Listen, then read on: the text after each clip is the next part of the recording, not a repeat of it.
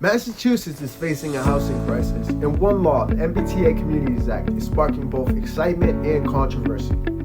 Some say it could transform housing and real estate, while others worry about its effect on neighborhoods. But what's really at stake? In this video, we'll break it all down. You'll learn what the MBTA Communities Act is, what it means for property owners and investors, its potential benefits for Massachusetts, and concerns being raised by critics. By the end, you'll have a clear understanding of the opportunities and challenges the law presents. Make sure to stick around, and if you're into real estate trends and housing insights, hit subscribe so you don't miss future videos.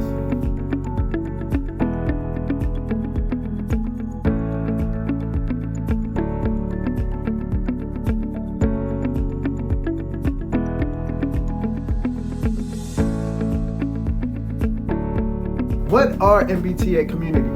First, let's define MBTA communities. There are 177 cities and towns served by the Massachusetts Bay Transportation Authority, better known as the MBTA. In 2021, the state passed the MBTA Communities Act, requiring these municipalities to update zoning laws to allow multifamily housing near transit stations. The purpose? To encourage more housing near public transportation, making it easier for people to live close to jobs, schools, and services while reducing reliance on cars. The law marks a significant shift in how communities approach housing and development. But what does this mean for property owners and investors?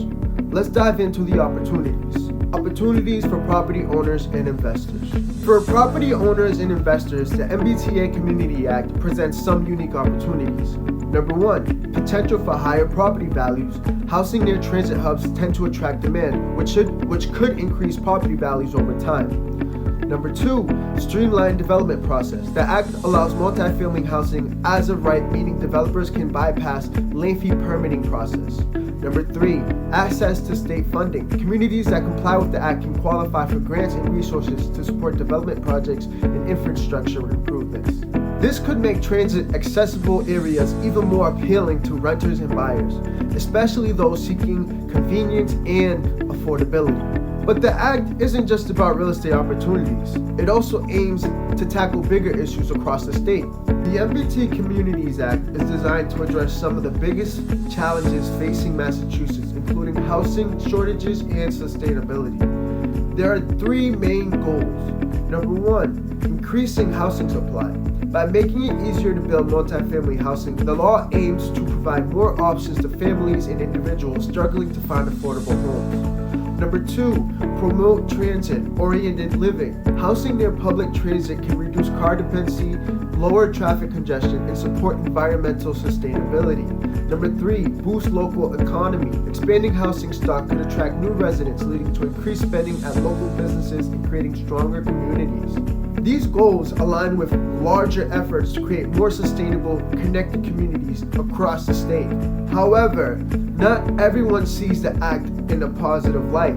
Let's take a closer look at the concerns being raised. Like any major policy, the MBTA Communities Act has its critics. Here are some of the concerns being raised.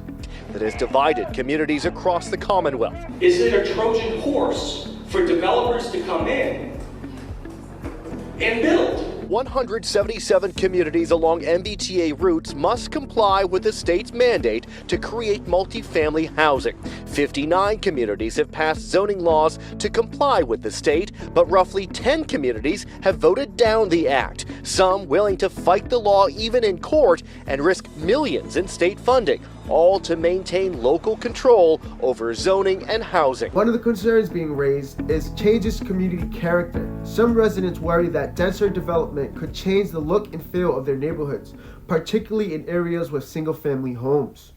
Number two, state versus local control. Critics argue that the act limits local government's autonomy, forcing municipalities to adopt zoning changes that may not agree with. Number three, implementation challenges. Smaller towns may lack the resources to adapt zoning regulations, or they may face resistance from residents who oppose multifamily developments.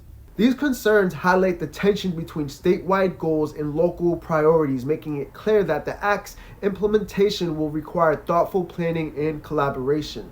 So how do you feel about these issues? let's wrap up. The MBTA Communities Act is a bold step towards addressing Massachusetts' housing challenges. It offers opportunities for growth, but also raises questions about its impact on neighborhoods and local control. Now, we want to hear from you. What do you think about the MBTA's Community Act? Since the MBTA's Communities Act, I have seen investors jumping on the opportunity to turn their properties into more units.